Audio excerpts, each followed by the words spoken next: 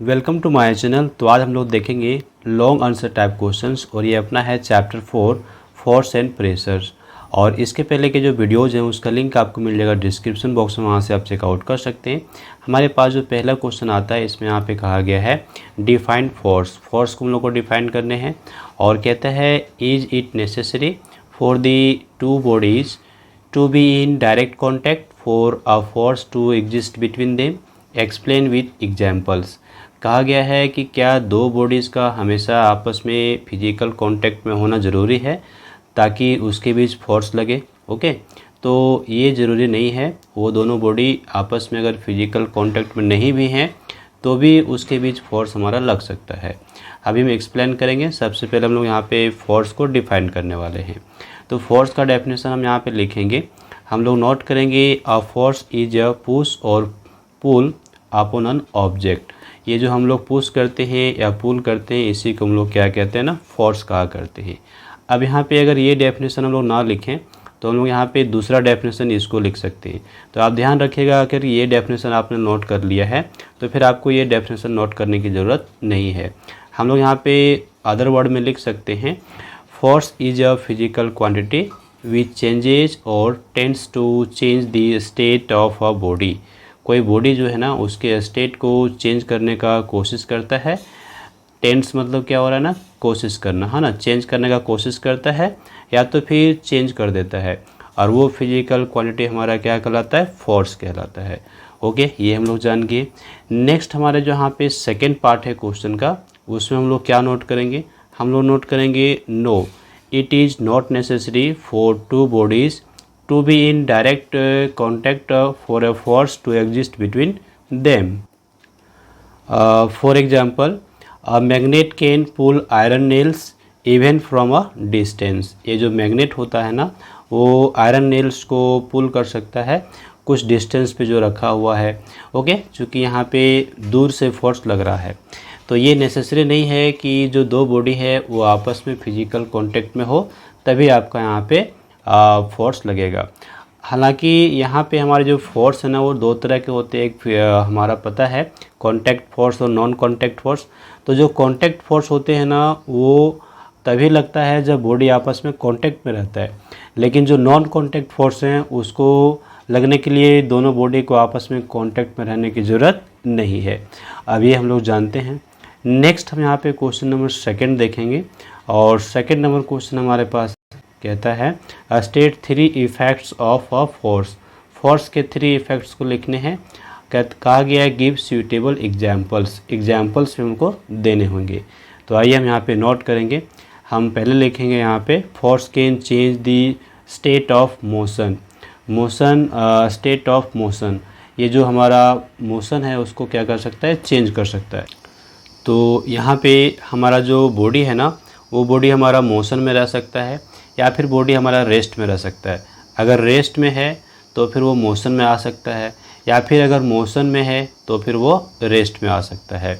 किसके कारण, फोर्स के कारण। ठीक है, तो हम लोग ये ध्यान रखेंगे कि फोर्स के वजह से कोई बॉडी अगर रेस्ट में है तो मोशन में आ सकता है या तो फिर मोशन में तो रेस्ट में आ सकता है, या फिर मोशन में है तो उसका मोशन बढ़ सकता है या फिर उसका मोशन घट सकता है। ओके, हम लोग यहाँ पे एग्जाम्पल में लिखेंगे when we kick the football it comes into motion. जब हम लोग फुटबॉल को किक करते हैं तो फुटबॉल तो अभी रेस्ट में है। ठीक है, ये तो रेस्ट में है, लेकिन रेस्ट में होने की वजह से अगर हम इसको किक कर दिए तो फिर ये किस में आ गया, मोशन में आ गया। क्लियर। नेक्स्ट हम लोग यहाँ पे नोट करेंगे force can change the direction of motion.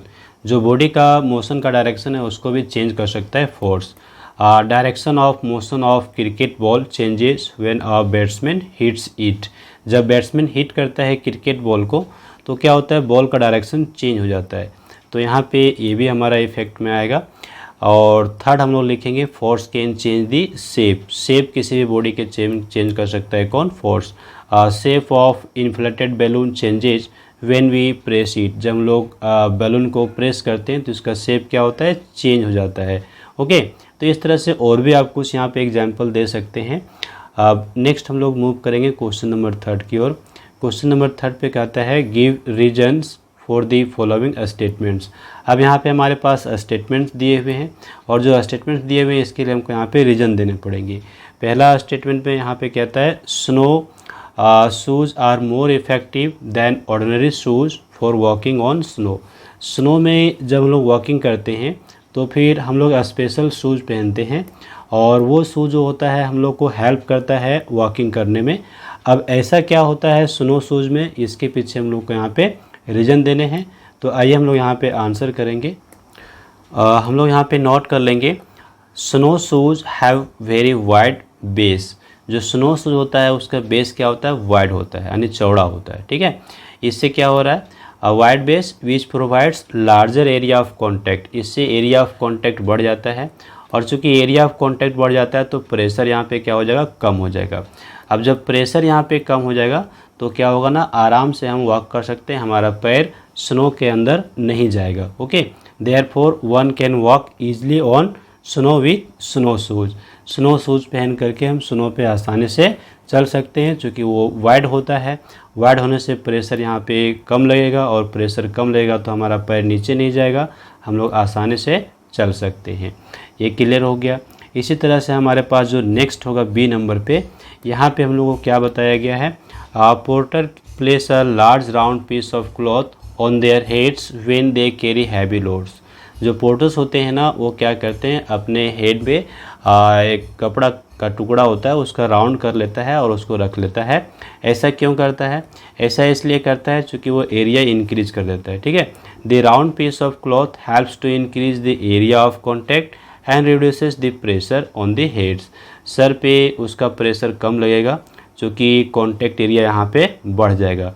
Contact area कैसे बढ़ेगा, तो चूँकि यहाँ पे राउंड पीस ऑफ क्लॉथ रखा गया है, ठीक है, वो एरिया ऑफ कॉन्टैक्ट बढ़ा देगा तो हमारा प्रेशर वहाँ पे कम हो जाएगा। अब प्रेशर जब कम हो जाएगा तो ईजिली उसको कैरी किया जा सकता है। तो हम लोग नेक्स्ट यहाँ पे लिखेंगे so porters do not feel difficulty while carry heavy loads on their heads. तो इसका भी एक्सप्लेनेशन यहाँ पे ईजिली था हमारा। ये हमारा एरिया यहाँ पे बढ़ रहा है तो प्रेशर क्या हो रहा है, डिक्रीज हो रहा है। नेक्स्ट हमारे पास आता है यहाँ पे सी नंबर और ये भी हमारा सेम है। यहाँ पे कहा गया है अ sharp knife cuts vegetables and fruits more effectively then a blunt knife. ये देखिए हमारा जो नाइफ है अगर वो शार्प है, ठीक है, तो आसानी से हम वेजिटेबल्स को या फिर फ्रूट्स को कट कर सकते हैं। अगर हमारा ब्लंट नाइफ है तो हम आसानी से कट नहीं कर सकते।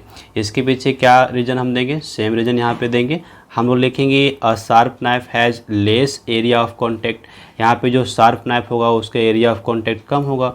अब लेस एरिया ऑफ कॉन्टैक्ट होने से क्या होगा, प्रेशर यहाँ पे ज़्यादा बन जाएगा, विच क्रिएट्स मोर प्रेशर। अब यहाँ पे ज़्यादा प्रेशर क्रिएट हो रहा है, क्योंकि ज़्यादा प्रेशर क्रिएट हो रहा है इससे हम आसानी से कट कर सकते हैं। Hence it is easier to cut vegetables and fruits with a sharp knife rather than a blunt knife. Blunt knife में हमारा कॉन्टैक्ट एरिया ज़्यादा हो जाएगा इसलिए प्रेशर वहाँ पे कम होगा, और शार्प नाइफ में कॉन्टैक्ट एरिया यहाँ पे बहुत कम होगा इसलिए प्रेशर यहाँ पे ज़्यादा बनेगा और आसानी से उसको हम कट कर सकते हैं। ओके, नेक्स्ट हम डी नंबर देखेंगे। नेक्स्ट हमारे पास यहाँ पे आएगा डी नंबर और ये भी यहाँ पे सेम प्रिंसिपल पे होगा। हम लोग यहाँ पे क्या कहा गया है, कहता है school bags are provided with wide strap to carry them. देखिए स्कूल बैग को कैरी करने के लिए ना उसका जो स्ट्रैप होता है क्या होता है, वाइड होता है।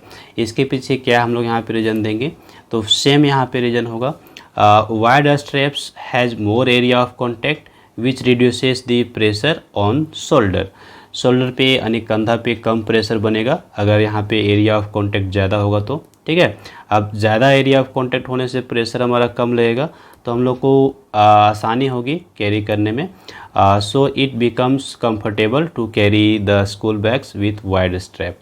तो ये भी हमारा सेम प्रिंसिपल पे था कि एरिया यहाँ पे ज़्यादा हो गया तो एरिया ज़्यादा होने की वजह से हमारा प्रेशर यहाँ पे कम हो गया और प्रेशर कम होने से हम लोग आसानी से उसको कैरी कर सकते हैं। क्लियर। नेक्स्ट हम लोग यहाँ पे क्वेश्चन नंबर ई को देखेंगे और यहाँ पे जो क्वेश्चन नंबर ई है वो भी हमारा देखिए किस प्रिंसिपल पे, सेम प्रिंसिपल पे यहाँ पे आ गया है। कहता है it is much easier to brush an inflated balloon with a needle than directly with a finger. अगर हम लोग फिंगर से ब्रश करना चाहें तो थोड़ा डिफ़िकल्टीज होगा, लेकिन अगर हम यहाँ पे निडल का यूज़ करें तो जो बलून है उसको आसानी से हम ब्रश कर सकते हैं। अब इसके पीछे क्या हम लोग देंगे रीज़न, तो सेम रीजन देंगे, क्योंकि एरिया कॉन्टैक्ट कम होगा तो प्रेशर ज़्यादा होगा। लिखेंगे the tip of the needles creates more pressure than fingers as it has very less area of contact. ये जो निडल होता है वो शार्प होता है, शार्प होने से उसका एरिया ऑफ कॉन्टैक्ट कम होगा, एरिया ऑफ कॉन्टैक्ट कम होगा तो प्रेशर यहाँ पे ज़्यादा क्रिएट होगा, मोर प्रेशर क्रिएट होगा। ज़्यादा प्रेशर क्रिएट होने से क्या होगा, वो ईजिली हम लोग उसको ब्रस्ट कर सकते हैं। लेकिन जब हम लोग फिंगर्स यूज करेंगे तो फिंगर्स में कॉन्टैक्ट एरिया ज़्यादा होगा और वहाँ पर प्रेशर ज़्यादा नहीं बन पाएगा। क्लियर? तो हम लोग लास्ट में लिखेंगे hence it is much easier to burst an inflated balloon with the needle than directly with the fingers. और इसलिए हम यहाँ पे निडल के हेल्प से आसानी से बलून को ब्रस्ट कर सकते हैं, है ना, as compare to fingers. Next हमारे पास आता है F नंबर, और यहाँ पे हम लोग को बताया गया है कि जो माउंटेनर्स होते हैं वो डिफ़िकल्टीज फील करते हैं या फिर उसका ब्लीडिंग होता है जब वो अल्टीट्यूड हाई अल्टीट्यूड पे जाते हैं। ठीक है, माउंटेनर्स में suffer from nose bleeding at high altitudes. बहुत ऊंचाई तक जब जाते हैं तो उसके नाक से ब्लीडिंग हो सकता है, ये कहा गया है। इसके पीछे क्या रीज़न देंगे? तो हमारा यहाँ पे आंसर होगा माउंटेनर्स में suffer from nose bleeding at high altitude because at higher altitude atmospheric pressure is less than his blood pressure. जो बॉडी का प्रेशर है यानी ब्लड प्रेशर, ठीक है, वो वहाँ पे ज़्यादा हो जाएगा और एटमॉस्फेरिक प्रेशर क्या होगा, कम हो जाएगा। क्योंकि एटमॉस्फेरिक प्रेशर कम हो जाएगा और बॉडी का प्रेशर ज़्यादा होगा, ब्लड प्रेशर ज़्यादा होगा, तो इससे क्या होगा ना, ब्लड जो है ना बाहर आना शुरू हो जाएगा। ओके, लिखेंगे due to this blood starts oozing out of the capillaries in nose. नाक में जो पतले पतले कैपिलरीज हैं, ब्लड के जो कैपिलरीज होते हैं, उससे क्या होगा ना, ब्लड जो है ना बाहर आना शुरू हो जाएगा। ओजिंग आउट मतलब हो रहा है बहना, ठीक है, ओजिंग आउट कहने का मतलब हो रहा है ब्लड बाहर निकलने शुरू हो जाता है। और ये क्यों हो रहा है? क्योंकि ब्लड प्रेशर ज़्यादा हो जा रहा है, एटमॉस्फेरिक प्रेशर कम हो जा रहा है। जब हम लोग ग्राउंड लेवल पर रहते हैं उस वक्त क्या होता है, उस वक्त हमारा एटमॉस्फेरिक प्रेशर और ब्लड प्रेशर दोनों सेम होता है, इक्वल होता है। इसलिए इस ग्राउंड लेवल पे हमारे नाक से ब्लीडिंग नहीं होता है। क्लियर? ये समझ गए, ये तो इम्पोर्टेंट क्वेश्चन था, इसको आप ज़रूर से ध्यान रखेंगे। और आते हैं हमारे यहाँ पे जी नंबर पे। जी नंबर पे कहा गया है airplanes have pressurised cabins for passenger safety while flying high in the atmosphere. अब देखिए, जो एयरप्लेन्स होते हैं वो उसका जो केबिन होता है वो क्या होता है ना, प्रेशराइज्ड होता है। इसके पीछे क्या रीज़न देंगे? तो ज़्यादा हायर अल्टीट्यूड पे क्या होता है, प्रेशर कम होता है। हम लोग लिखेंगे as we go higher altitude air pressure reduces. जैसे जैसे हम लोग हायर अल्टीट्यूड की ओर मूव करते हैं एयर प्रेशर क्या होता है, कम होता जाता है। क्योंकि एयर प्रेशर कम हो जाएगा तो उस कंडीशन में क्या होगा, ब्लीडिंग होगा नाक से, ठीक है, पैसेंजर को डिफ़िकल्टीज होगा। इसलिए जो केबिन बने होते हैं वो प्रेशराइज्ड होते हैं। Low air pressure can be highly uncomfortable for air travellers, hence airplanes have pressurised cabins for passenger safety. इसलिए जो एयरप्लेन्स होते हैं वो प्रेशराइज्ड केबिन का बना होता है उसका, ताकि पैसेंजर को कोई प्रॉब्लम ना हो। ये भी हमारा लगभग सेम था। और लास्ट यहाँ पे हमारे पास आता है क्वेश्चन नंबर 4। क्वेश्चन नंबर 4 पे क्या कहता है, यहाँ पे देखिए हमारे पास दिया हुआ है डायग्राम, ठीक है। इस पे रॉड, यहाँ पे रॉड ए दिखाया गया है, रॉड बी दिखाया गया है, और ये दोनों यहाँ पे सेंड पे रखा हुआ है कुछ इस तरह से। आइए हम लोग रीड आउट कर लेते हैं। 2 rods A and B of the same weight and equal length have different thickness। इसका thickness यहाँ पे अलग अलग है। A boy while playing with them on a beach held them vertically on the surface of sand as shown in the figure. Which one of them will sink less? यहाँ पे जो send है उसमें कम यहाँ पे अंदर कौन जाएगा, ठीक है। क्या कहता है, विल सिंक लेस, कम कौन सिंक करेगा, हम लोग को एक्सप्लेन भी करना है। हम लोग आंसर लिखेंगे यहाँ पर रॉड बी, जो रॉड बी हमारा यहाँ पे है, rod B will sink less as it has more area of contact which reduces the pressure because pressure is inversely proportional to the area. देखिए यहाँ पे जो रॉड बी है, रॉड बी यहाँ पे कम अंदर जाएगा, इसके पीछे क्या रीज़न है, चूँकि इसका एरिया ऑफ कॉन्टैक्ट यहाँ पे ज़्यादा है, ठीक है। तो ज़्यादा एरिया ऑफ कॉन्टैक्ट होगा तो प्रेशर क्या होगा, प्रेशर यहाँ पे कम होगा, और कम प्रेशर बनेगा तो ये नीचे कम जाएगा। ओके, चूँकि हम लोग जानते हैं जो प्रेशर हुआ करता है वो एरिया के इन्वर्सली प्रोपोर्शन होता है, यानी ज़्यादा एरिया होगा तो प्रेशर कम होगा, और अगर एरिया कम होगा तो प्रेशर ज़्यादा होगा। तो ये भी आंसर हमारा हो गया, सिंपल ही था। नेक्स्ट हम यहाँ पे 5th नंबर क्वेश्चन की बात करेंगे, और 5th नंबर क्वेश्चन में फिर से हमारे पास यहाँ पे एक डायग्राम दिया हुआ है, और यहाँ पे ABC पॉइंट इस तरह से मार्क किया हुआ है, ठीक है, आप देख सकते हैं। चलिए आइए हम लोग इसको पहले रीड आउट कर लेते हैं। देखिए यहाँ पे कहता है 3 holes ABC are made in an empty can. ये जो कैन है ये पे खाली है और इसमें 3 होल्स बने हुए हैं जिसका मार्क किया हुआ है ABC, one over the other, एक के जस्ट ऊपर नीचे यहाँ पे है as on in the figure. They are temporarily close with an adhesive tape, और यहाँ पे टेप इस पे लगा हुआ है और एक क्लोज किया हुआ है। अब क्या हुआ, the can is now filled with water. Can को क्या किया जाता है, वाटर से फिल किया जाता है। What will you observe when the tape on all of them is pulled out. जब यहाँ पे हम लोग पानी डाल देंगे और उसके बाद ये जो टेप्स यहाँ पे है होल्स में, इसको हटा लेंगे तो हम लोग क्या ऑब्जर्व करेंगे। यहाँ पे कह रहा है ना व्हाट विल यू ऑब्जर्व, हम लोग क्या ऑब्जर्व करेंगे, जस्टिफाई योर आंसर। तो आइए हम लोग यहाँ पे आंसर नोट कर लेते हैं। हमारा जो आंसर होगा वो भी बिल्कुल ही सिंपल होगा। हम लोग लिखेंगे water will come out through the holes when the tap is pulled out. जब हम लोग यहाँ पे टैप हटा लेंगे तब क्या होगा, वाटर जो है वो हमारा होल से बाहर आने के लिए शुरू हो जाएगा। ओके, ये तो पहला ऑब्जर्वेशन होगा। दूसरा ऑब्जर्वेशन क्या हम देखेंगे, water from the hole A will go to maximum distance. यहाँ पे जो ए पर जो है ना, ए पर जो होल है यहाँ से वाटर जो निकलेगा ये ज़्यादा डिस्टेंस ट्रेवल करेगा। इसके पीछे क्या कारण है, क्योंकि प्रेशर यहाँ पे ज़्यादा होगा। Pressure is higher at this point, इस पॉइंट पे प्रेशर ज़्यादा है। ये हमारा जो पॉइंट ए आप देख रहे हैं ना, पॉइंट ए पे प्रेशर हमारा ज़्यादा होगा, इसलिए यहाँ पे वाटर हमारा ज़्यादा डिस्टेंस ट्रेवल करेगा। और दूसरा ऑब्जर्वेशन हम लोग यहाँ पे क्या देखेंगे, ये water from hole C will go to the least distance because pressure is least at C. ये जो हमारा पॉइंट सी आप यहाँ पे देख रहे हैं, ये टॉप पे है, ये ऊपर में है, तो यहाँ पे प्रेशर कम होगा, इसलिए वाटर जो होगा यहाँ से जो निकलेगा वो कम डिस्टेंस को ट्रैवल करेगा, लीस्ट डिस्टेंस को ट्रैवल करेगा। क्लियर। और ए से जो वाटर निकलेगा वहाँ से ज़्यादा डिस्टेंस ट्रैवल होगा। ये हम लोग यहाँ पे ऑब्जर्वेशन करेंगे। और नेक्स्ट हमारे पास आता है क्वेश्चन नंबर 6। ये भी हमारा डायग्राम बेस्ड है। देखिए एक डायग्राम दिखाया गया है, आइए हम लोग रीड आउट करते हैं।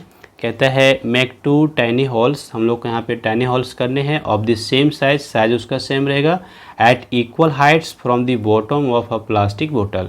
एक प्लास्टिक बोतल लेना है और उसके बॉटम से सेम हाइट पे हम लोग को 2 होल्स कर लेने हैं जैसा कि यहाँ पे दिखाया गया है। Cover them and fill the बोतल विथ वाटर, पहले इसको कवर करना है टैप से, फिर वाटर से बोतल को फिल कर लेना है। Let the covers be now removed, हम लोग क्या करेंगे उसके बाद जो कवर्स है इसको हम लोग रिमूव कर देंगे। State the observations and the resulting conclusions based on this activities. तो आइए इस एक्टिविटी के ऊपर हम लिखेंगे कंक्लूजन और यहाँ पे क्या ऑब्जर्वेशन हमारा होगा। तो हम लोग यहाँ पे नोट करेंगे water will start flowing through the holes, ये जो होल्स हैं इससे हमारा वाटर बाहर आने के लिए शुरू हो जाएगा। Okay, as the holes are at the same height so water will reach same distance because pressure are same at the same height. यहाँ पे सेम हाइट पे जो प्रेशर होगा वो दोनों प्रेशर हमारा क्या होगा, सेम होगा, और सेम प्रेशर होने की वजह से यहाँ से जो वाटर हमारे निकलेंगे वो हमारा सेम डिस्टेंस को कवर करेगा। ये हम यहाँ पे देखेंगे और ये हमने कंक्लूजन यहाँ पे नोट कर लिया।